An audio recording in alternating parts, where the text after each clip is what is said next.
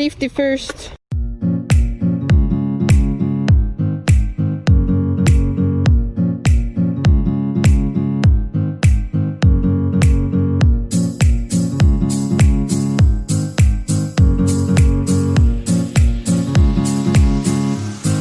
Meie tänane teine seiklus on meid toonud siia Eesti Kaevandusmuuseumi juurde, kus asub siis Alutaguse matkaklubil igasuguseid erinevaid seiklusvõimalusi, kuidas siis end ronimise teel panna füüsiliselt proovile.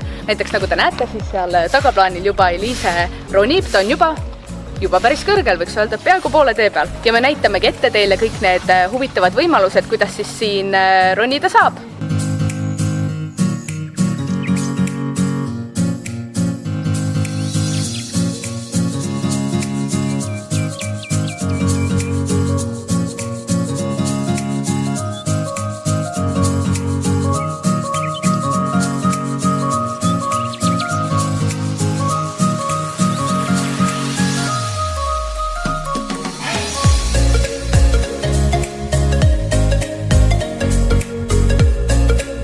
Ma saingi nüüd seal üleval käidud, väga äge on, mulle õudselt meeldib ronimine, ma olen igal pool, kus saab, ma tahaksin seda teha ja proovida ja katsetada ja kindlasti on see üks ägedamaid seinu, kus ronida, sest see on siin välisõhus, see on täiesti haruldane Eestis, et sa saad niimoodi ronida ja selle seina pikkus on ka hea mõnus, et see ei jää liiga lühikeseks, samas on mõnus, et sa saad ja jaksad ja jõuad ja kindlasti saab ka igaüks seda proovida.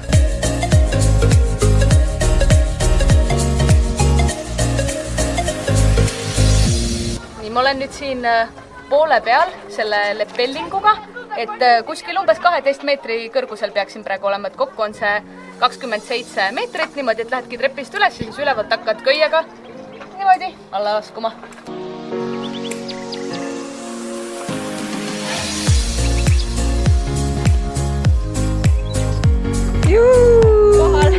Nii, jõudsin nüüd alla. See ongi just selline hea asi, mida proovida neile siis, kes tahavad natuke oma hirmudele vastu seista, aga samas ei taha või ei ole valmis väga suureks füüsiliseks pingutuseks, et tegelikult füüsiliselt see ei nõua sult üldse palju, lihtsalt pead natuke käega endal järgi laskma köit ja see ongi kõik, aga hirmude ületamist nõuab kindlasti, et see üleval on ikkagi päris kõrge, aga see teebki asja ägedaks.